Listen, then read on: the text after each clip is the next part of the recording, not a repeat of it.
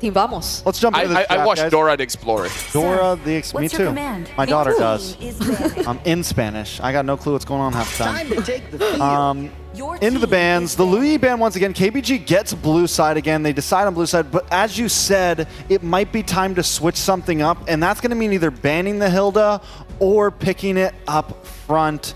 I think it's extremely important. So many teams are having trouble with this Hilda. So many teams can't find counters. And in the first half of the game, Cram was doing as much damage as the rest of his team, while also being tanky enough with no damage items. It is a hero right now that should not be in the Land of Dawn unless it's on your side. Yeah, but I do feel like SRG's not, or might not take it out because like the only one. Wind Return hasn't had a history of using the Hilda in the previous qualifiers as much. I mean, for sure they've been trying to explore in terms of Your that a team bit, is picking. but still they'll stick with the Cho priority. The draft hasn't changed so far, T-Bless. So you just do the same thing. Suyo, Hilda. Suyo Hilda. I mean, Yeah. Suyo, Hilda.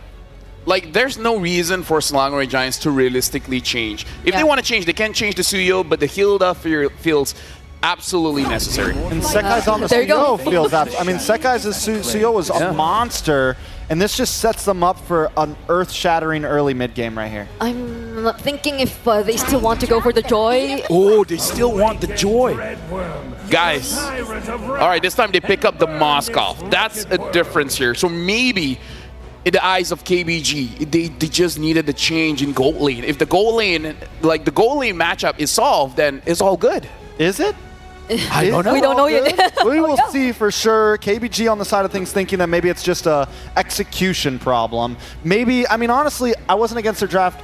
The Fermiz, I felt Yeah. like didn't really complement what Yeah. they wanted to bring. I agree. Everyone wanted to group up. When you want Joy to be able to dive, when you want Cho to be able to dive, they were forced to group up. So maybe there's the issue, right? Yeah, and Yums, if they still want to stick with like the exact same draft pattern, since the you go. idea of the KBG is similar, so they can like pick up the Tigreal here if they still wanted to go for that. I mean, they haven't revealed the mid and the gold lanes yet, so I mean, there's no reason to change, right?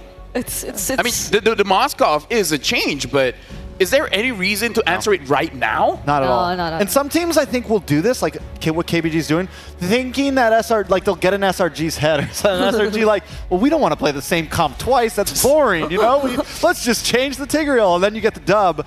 But SRGs, they've been doing this. They know how to play this out. We're not going to switch anything at all.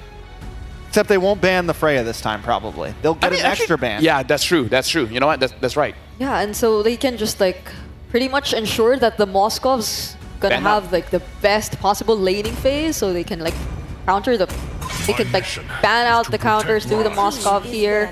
But as of the moment, SRG, even for Graham, I think they want him to have the best possible laning experience on the Hilda. So right now, let's actually talk about this.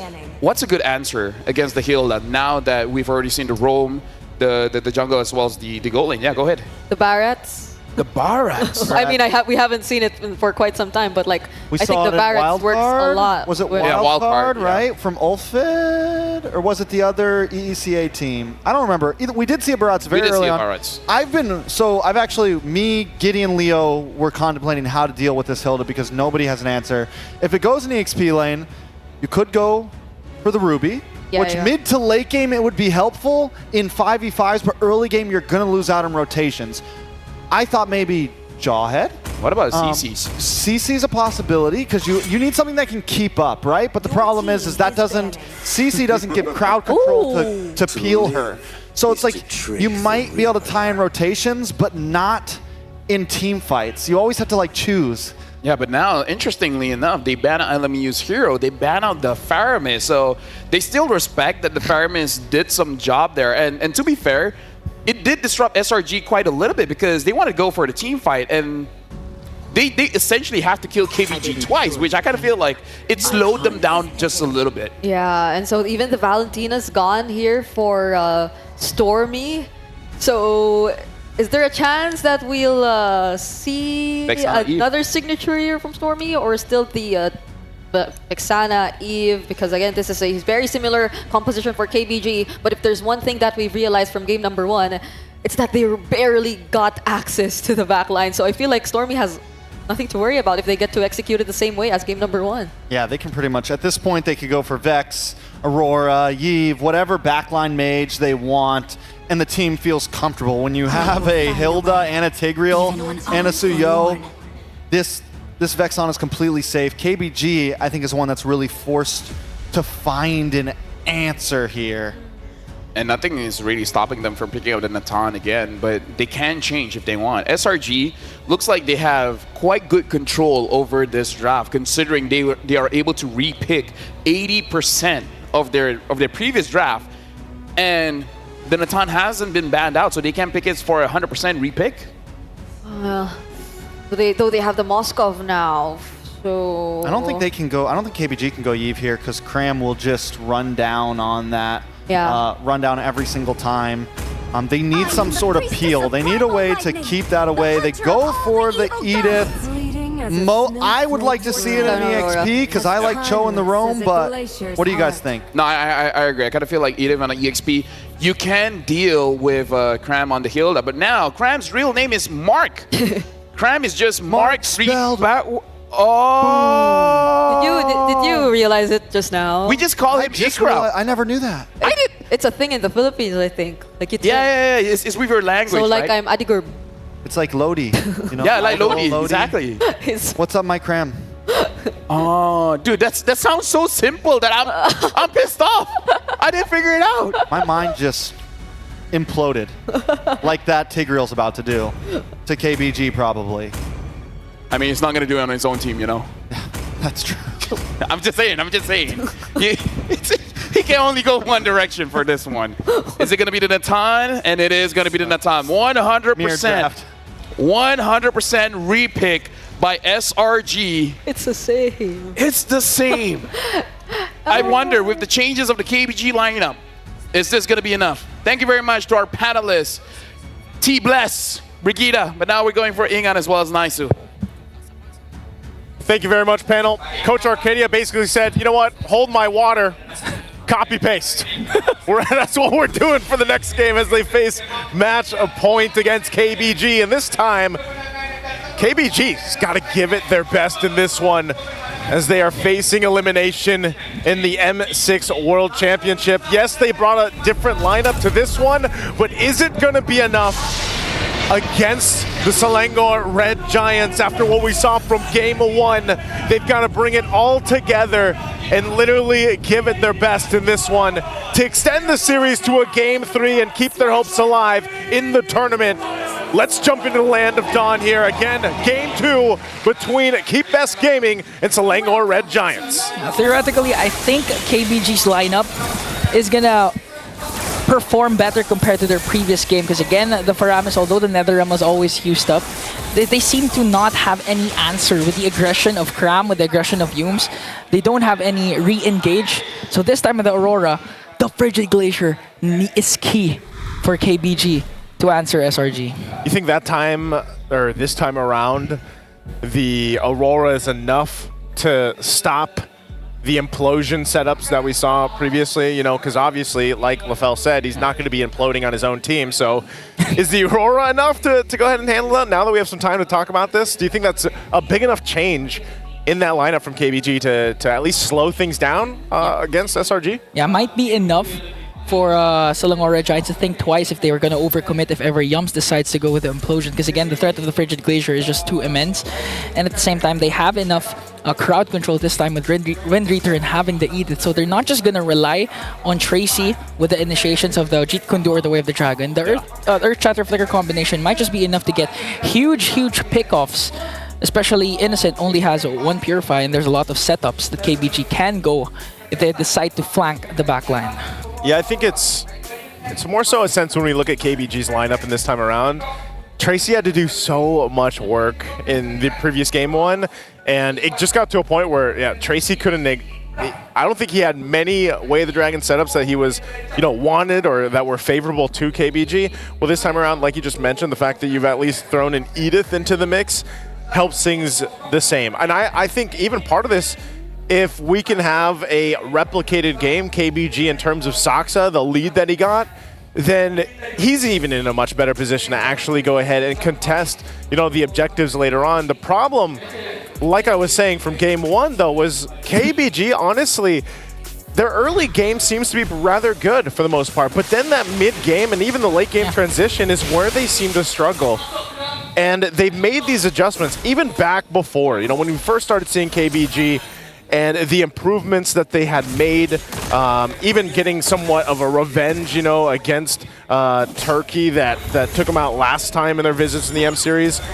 They made improvements, but clearly there's still parts of the game from game to game and all their matches where they definitely need to refine, and slowly but surely they've gotten to that point. I'm just wondering if they've fixed things fast enough from the previous one to get where they are here now to hopefully get to a game 3. Because looking at the emblems here, nothing too crazy this time around. You do have that Master Assassin, over here for Bilexi. That 1v1 versus Innocent. Going to be a little bit tough, but hopefully doesn't get overzealous against it, and a whole lot of rotation speed for LMU on this Aurora to hopefully join a lot of these fights, because you already know Yums is going to be everywhere. We saw this already previously alongside Cram. Cram just likes to just almost play roam on the Hilda, even though he's XP. Yeah, he's really active, and at the same time, he's just going to clear, and then as much as possible, be proactive when it comes to taking down neutral objectives as well, zoning out KBG. Important to note that Innocent, though, instead of the mystery shop, went with the tenacity. So this is ensuring the rest of the members of SRG that you don't have to babysit me as that much. You can go for the control over the mid lane, so we can secure neutral objectives like what we did last time. But look at this, the 1v1 between Innocent and Bilexi. I think nothing's going to happen here in the bottom lane as they start things off with Turtle. All right, Turtle's going to be started up. Actually, Cram could be in trouble. He bobs and weaves out of it, though. Ooh. Gives the emote as well. Turtle already secured by them. SRG, though. Okay, so the Frigid Glacier did not connect this time, and Cram just bobbing and weaving. And now onto the bush with the regen. SRG once again. Turtle secured. No trade for KBG. It looks like they learned, SRG, at least in the series today. Again, with what Coach Arcadia said earlier on in the Swiss stage, we got to learn to be a little more disciplined. We got to, stop beating ourselves, basically. Yeah. And I'm pretty sure, if you guys have ever been in, let's say, traditional sports or esports yourself, you've probably heard that from a coach yourself. Stop being your own worst enemy. And at this point, SRG has had to make that adjustment. And so far, so good. Again, it's only early game. We're only 3 minutes in. That first Turtle isn't too crazy for either team, whoever ends up getting it. But traditionally with SRG, they get that objective, then they look for that setup potential, because now the level 4s are in question here. So both roamers obviously want to work with that. I expect Tracy to probably try to make that play first. But if they can't find it, and they can't play into the fact that you have an Aurora to help lock things down, then they might just wait for that next objective take for the Turtle. Yeah. And again, KBG, the thing is, they could also just delay the game and eventually reach Saksha's power spike, because a Joy that scales up pretty well towards the late game is going to be crucial in taking down the backline of SRG. Even just going front to back, he's going to be able to do that. Yums, though, with the Sacred Hammer, there was an attempt there onto LMU. And now SRG just playing disciplined enough to wait for the neutral objective to once again respawn. Interestingly enough, too, the gold lane matchup, rather quiet, just going to go ahead and farm each other up, even in the XP lane as well. But this might be a play here on Wind Return. Oh, popping the Primal Wraith right away, but up against 4. You can't do as much. And a pickoff once again for SRG, setting themselves up perfectly for another Turtle take. That's such good timing, too, for SRG. Go up, cap out a kill. Now rotate to the objective. They're most likely just going to get this one. Enough distraction from Saksa, even getting the ultimate out.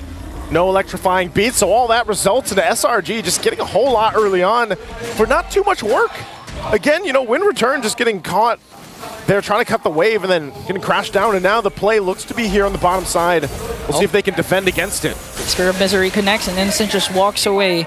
Selangora Giants, although Yums has the Flicker plus Implosion, they're not going to overcommit, because again, Bilexi has a Purify alongside LMU as well, and they don't want to dive down any deeper. And now the problem is for KBG, although they're up against the similar lineup of SRG right now, as Saksha pops his electrifying beats up against Cram, they were able to find kills and eventually farm up Saksha. But the thing is, right now, SRG is getting all neutral objectives, no casualties on their side. KBG, it seems like they have no answer whatsoever with how SRG is rotating. Yeah, it's really hard for either team to force fights early on. Just because they're waiting for Tracy like this. Oh, but the question is, are they going to be able to burst him down? Because the Frigid Glacier was there, but just cram bobbing and weaving once again. Another major resource expended. That was actually 2. Way of the Dragon, Frigid Glacier did not connect for KBG. See, I don't know, man. I don't think that's the right target, you know, for Tracy to just kind of focus on. Because even if you kick Cram, yeah, he's just going to sidestep on out of that. And it's hard enough to get the Frigid Glacier down, but what more against the Hilda, who's so mobile already. So when they go and commit all that into trying to get a pick-off, look what's happening across the map. The macro level is already favoring SRG. They're able to push in some of the extra gold on the turrets. They get even one down on the top side. And this is where that momentum continues to build. Innocent getting the Starlium Scythe already is just showing you now. Uh-oh. Another stun plus Sacred Hammer. Gonna burst down Saksha. Goodbye is the right response for SRG. How do you even escape when these lockdowns are like this, you know? Turtles up again. This is just gonna, oh, Tracy, whoa, what a play. Stormy's reaction there. I don't know, man. This is really difficult for Tracy, as I was saying the whole time. Cram, he's just showing how tanky he is. That's it. Limit testing. Limit testing with returns Primal Wrath, doesn't care, and now just goes in back in the bush, heals up, has an additional shield. It's like they're unbothered with 3k gold lead, and now they're gonna move past that and just go for Tracy.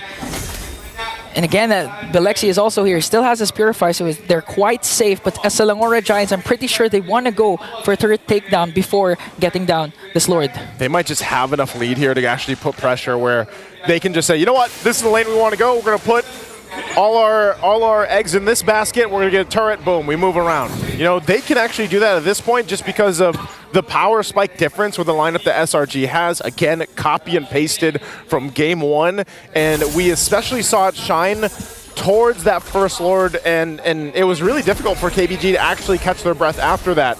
They're well on the way of doing the same exact thing in this game too. As, you know, Bilexi, the best thing that he can do is go ahead and try to push in some of the tier 1 turrets. They're going to do exactly that. No. They won't be able to get it, though. Oh. Oh, no. Oh, here comes the conceal. XP laner Roamer going for the flank. Bilexi trapped. Caught in the midst of everything. Will be taken down. Raid return has to flicker out with the Primal Wrath as well. And that's a huge, huge blow for SRG. Taking down Bilexi. Innocent goes in with the entropy. And now Sakai's with a stun. And the kill onto Wind Return. The moves, the grooves from SRG right now working as one unit. Not giving a chance to KBG at all around the map. They get the tier 2 as well. And now they get primed and ready. 20 seconds away from the Lord at this point. Massive lead at this point of the game. Look exactly what happened in the previous one where they just turned a switch after that early game. And now for KBG, it's looking grim. It's looking a little bit dire at this point on who do they even target. Tracy again. Who does he kick? It's Yumes and Crams every single time, of course, to the front side, and you don't really want to kick one of them. You kick Yumes, boom, implosion into the team. You kick Cram, he's just going to run away. You know, at that point, you don't really have a target here for Tracy, as that Lord is already easily secured for SRG. So now the question is, how does KBG defend against this deficit? And with this lineup, to go against this march in from SRG. Yeah, going in 5v5 clashes with the numbers advantage, so that means getting a pick off before Selangor Giants commits their major ultimates like the Implosion, as well as, in the sense, Entropy. KBG really needs to bank up on that and again try to mitigate the pushes that Selangor Giants has by utilizing the macro advantage that they have with this Moscow. But again, if you're Moscow and you're trying to split push, a lot can actually chase you. There's Cram, there's even Sakai's. Oh. Okay. Turret already down. Cram just went up there because he wants to stop Soxer from taking the Lord down. Like, he wants to delay it a little bit. That's it. And that's the thing. That's the thing we were saying. Make sure to not let SRG utilize the pushes that they have. Again, Yums with the miscast, I believe, with the Implosion there, so there's no Implosion here. Tracy gets a kick, but quite off angle now. It's getting taken down by 4. One member down for KBG, and now they're working on the mid lane turret. Mid lane turret, tier 2, already down. Holy Shield still up, but gonna be popped here as SRG. Decisive lead right now for them. Eternal Guard dropped down just to cut them and zone them off. KBG can't do anything but watch their base turrets be worked on already. Saksa will go clear the wave, cut it out in the mid lane to just try to stop the bleeding a little bit. But the damage has already been done massively as SRG gets that base turret on the top side. And at this point, this is what KBG can actually do. Just try again and go for the split pushes, go for the cuts, not let SRG utilize the push, the siege that they can do as Belexi picks up the Trinity build right now. So as long as they try and extend this game as much as possible, KBG will still have a chance. You know, at this point, Ingan, I'm going to say KBG needs to extend this game into almost the next game because that's how much time you need with this kind of deficit, with this kind of lineup when we're talking about that because, my guy, you need like 10 plus minutes for them to actually match this power spike. I mean, looking at the damage dealt alone is enough to say, hey, we got to get it together. Like, we really need to lock in. And at that point, with this kind of lineup, that is not going to be the easiest to do. Even if you're forced into your base with the next Lord and they just, let's just say they die down, they wait. Sox is clearing waves, doing his thing. You need a lot more to go your way than what Selangor Red Giants can throw at you because they have so many tools to just go ahead and make things happen for them or force fights in their favor that even when the Lord comes up, then you know, they've got literally 7-man team running into the base, so if you're counting the Eternal Guard at that point. What's the 7th man? Oh, plus the Lord. The Lord and the Eternal Guard, the baby Lord, yep. The Lord plus the Eternal Guard. So clearly the numbers game is in the favor of SRG. You call it 8-man because of the gold lead. Like, that's kind of like an extra body, too, you know? It's a tough mountain to climb for KBG. They will, however, just let go of this Lord. Gonna hope for the best. Gonna try and look for a pickoff before the Lord respawns, before they siege in. But again, with the discipline that SRG has been displaying, even if Tracy manages to look for a good wave of the Dragon, is the damage going to be enough to burst down Kram? Is the damage going to be enough to burst down Yums? That's going to be the main question. At the same time, Innocent, I rarely have seen Innocent use the Purify for this game specifically because they cannot reach Innocent onto the backline. And the worst part is LMU, they have the Aurora, but the Frigid Glacier never seems to connect on the proper target that KBG wanted. And that's the thing, because every single time the target is either Yums or it's Cram. Tracy can't really get anybody else. And so either of those is not going to be the target that you actually want to go and lock down, you know, with this Frigid Glacier. We'll see if they can make it happen this time. Again, quite a lead right now. Frigid Glacier, are we going to be expended? Oh, wind return! Whoa, wind return! Use the force to flicker, Pyramon Wrath, just to try and delay. Here comes the Internal Guard. Lord up top. A conceal coming in from Selangor Red Giants. No ultimates committed yet. Here comes the shutdown onto a wind return. KBG doing their best to defend the onslaught of SRG. The Lord still standing strong as Tracy goes down. And the curse looks to be broken. And another mile extends the golden road of Selangor Red Giants. And the reigning champions of China will bow out. Their crown is slipping amidst the rumbling waves of M6 as the Selangor Red Giants are the last titan they couldn't overcome. A decisive, strong showing from SRG in this best of 3. And like you said, Ingan, they add one more mile to that Golden Road journey that they have been trying to just claw back into. Now sitting, of course, at the 2-2 mark. They still have work to do to get to knockouts. We'll see if it happens. Again, I'm Nice2. That's Ingan. Let's throw it over to the panel. Thank you very much, Ingan, as well as Nice2. And again, with a similar draft, they were able to more or less execute the same game plan. Unfortunately, this does mean that KBG has been eliminated from the run-in to go to the knockout stage. And there's a higher chance SRG Vamos play tomorrow. But you know what? People don't know this, but today's my birthday. I'll take this as a birthday gift. You know, I'll take it. Happy birthday to you. All right, there you go. It's okay. Thank you. Appreciate it. Actually, it's for the other team. But anyways, after this, we will be going on stage where both teams will be on stage because, again, this is going to be the final bow for KBG. And I feel like China as a region, they've really grown.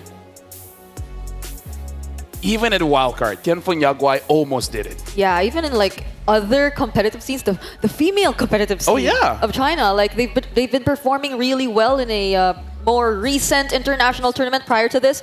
So definitely we're watching out, or we're looking out for more from China and the other regions as well in the upcoming tournaments. Turkey, China, all of them. I want to see them again next time. But now we have to see what's happening on stage with Rose, where KBG will have their final bow, and of course the interview with Selangor Giants.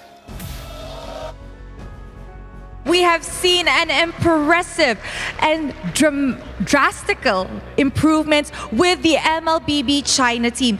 Keep Best Gaming has done their incredible best. Unfortunately, their quest to be greater than ever ends here today. However, guys, ladies and gentlemen, let us all give a round of applause as Keep Best Gaming give us their final bow. In 3, 2, 1. Thank you very much. We hope to see you guys come back stronger next year. And the team that survives the elimination round this time around, the MPL MY champion. Give it up for Selangor Red Giants, Sakais and Innocent.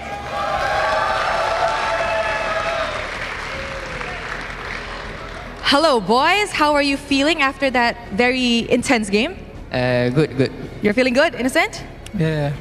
Okay, now that you guys have just been through a do or die situation, right? Essentially, if you guys lost this, you guys would have been packing your bags and going home.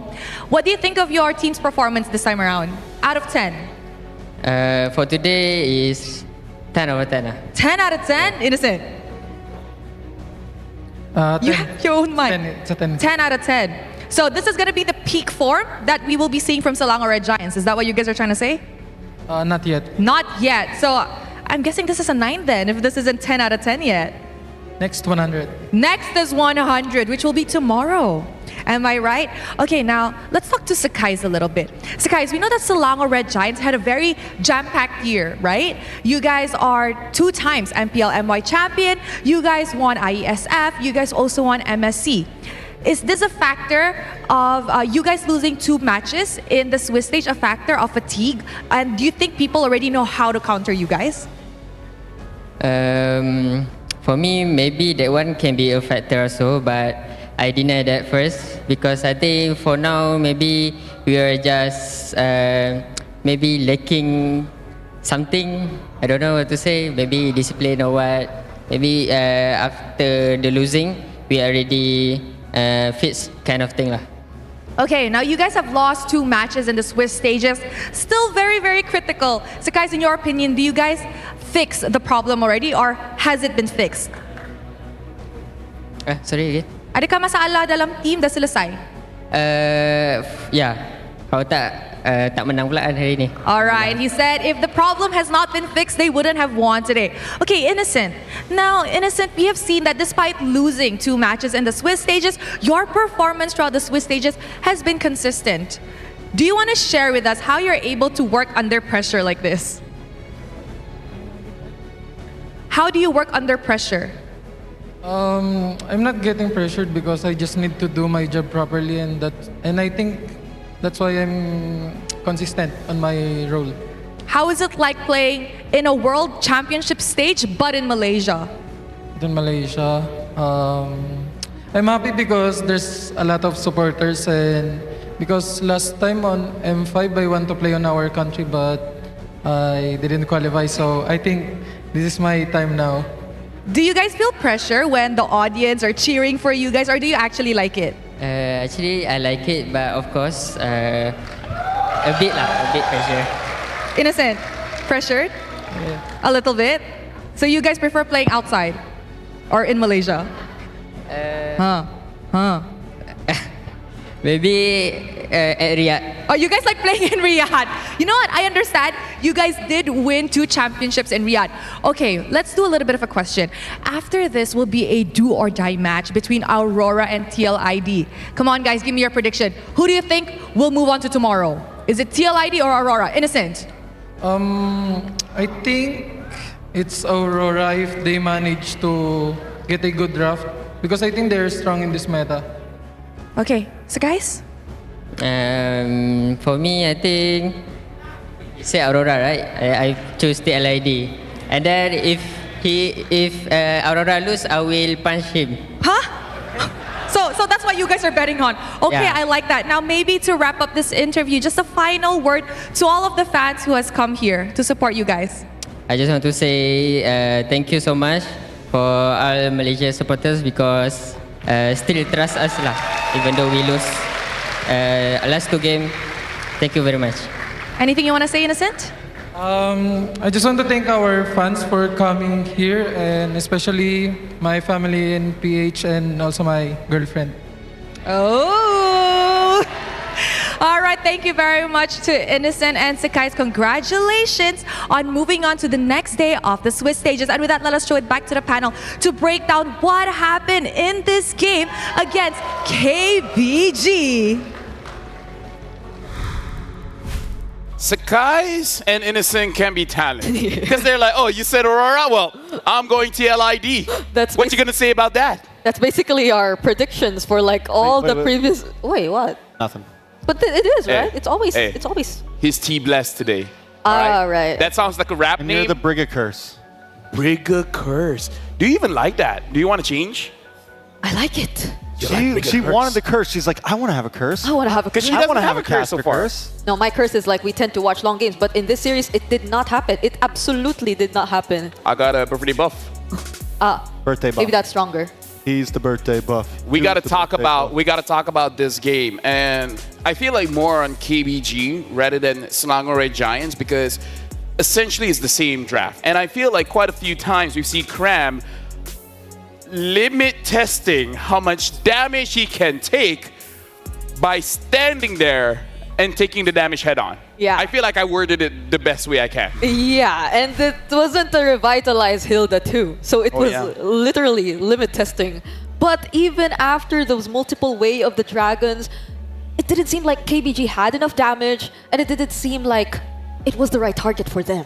Yeah, but look at Cram's build, right? He goes, he switches it up this time, goes for the blade armor, in hope that the just in case Balexi eventually comes online. He even picks up, a little piece item of penetration for some extra damage. He goes for the plates. I mean, Cram definitely, with every game, he's thinking about what he's going to build depending on what the opponents are to a T. Especially that tough boots, because we've seen the Way of the Dragon, it cancels out so fast. Yeah. Like the Way of the Dragon, and then he instantly gets out of it. That's because of the resilience that tough boots have. Imagine even the knock-up, the airborne time, like there were small adjustments done towards that. So to couple it with the resilience and like Cram's innate tankiness, it was such a hard job for Tracy. I mean, he's the most accessible hero you can actually use the Way of I the just Dragon noticed. on. But it's at the same time, you can't take him out, so you can't proceed with the other members of SRG. No, this is just a quick one. I just noticed this is a 0-10. This is an absolute perfect game by Selangor Giants. It's a 0-10. Oh, that hurt. I didn't notice. I What a didn't way notice. to go. No, me too. I noticed. I just wasn't going to point it out. Oh. I'm just kidding. I didn't notice. I didn't notice either. But Not enough damage, probably. it's not enough damage. It's honestly because their composition does have damage. It just takes a little bit to get on, and that's a risky way to go. You really have to be able to play the early game. You have to know how to do it. And SRG just took full advantage of their weak laning phase and hammered in. Yeah, and I mean, KBG, looking at their lineup, it feels like they want to play the slightly longer team fights. They have the Edith in the Hands of Wind Return, and the Balexi, he did take some time to actually get enough items. And even for Saksha to look for the targets, it didn't really play out well for them because SRG, whenever they engage in a team fight, it felt like Innocent, he had that burst damage. And then like Stormy, he could just like disrupt all the positionings. And SRG was just always prepared for this idea that KBG had to the point that they couldn't really pull off the conditions of their lineup anymore. Yeah, and one of the major conditions of their lineup from last game to now as well, Sekai's in game 1 had a rough start, died once or twice. This time, I think ended up deathless and just completely popped off. Like, now we know why the last game didn't, took maybe a little bit longer and there was a few deaths in there. This time, Sekai's goes deathless and put so much pressure on KBG through that game, it was ridiculous. ridiculous. Yeah, so far, Selangor Giants played perfectly in this matchup, and now the MVP, the Sky Prince Skies, 7-0-3. How many dashes into Soul Severs that he did? It's like, oh, they're very low HP. Do we want to let them go? Sakai's just like, nah, I'd get them. He absolutely did not let anyone pass, and I could only imagine how it was such a struggle for KBG there, who didn't feel like they had that much tankiness in their lineup as well. I think at most it was really just the Edith, because whenever the team fights began, Tracy was almost always not part of the other four members anymore. He was attempting to look for a target, but the team fights are always so separated, so it seemed like a constant 4v5 between KBG and SRG. And speaking of, you know, the way that they were going, we're going to be taking a look at some of these highlights. And you mentioned it very well, because when we look at the minimap here, Keep Best Gaming is always a little bit split up. There's always one member off, like here with Sasha, with Tracy up on top side. The other two members are on the boss side, and Selangor Red Giants, they are always 4-1 or just all five together. And that is the advantage. That's why they're able to push this early aggression in these first 7-8 minutes and just completely start snowballing. Yeah, looking at the side lanes, is never someone alone. Even Krem, as tanky as he is, he's never alone. Like, he will set up the lane so that Sakai's can come and pick up the farm as well as pick up some kills. So the macro coming in from Selangor Red Giants is absolutely impressive. And I gotta say, speaking for all the fans of Selangor Red Giants, this is the Selangor Red Giants that we've been wanting to see for quite a while. But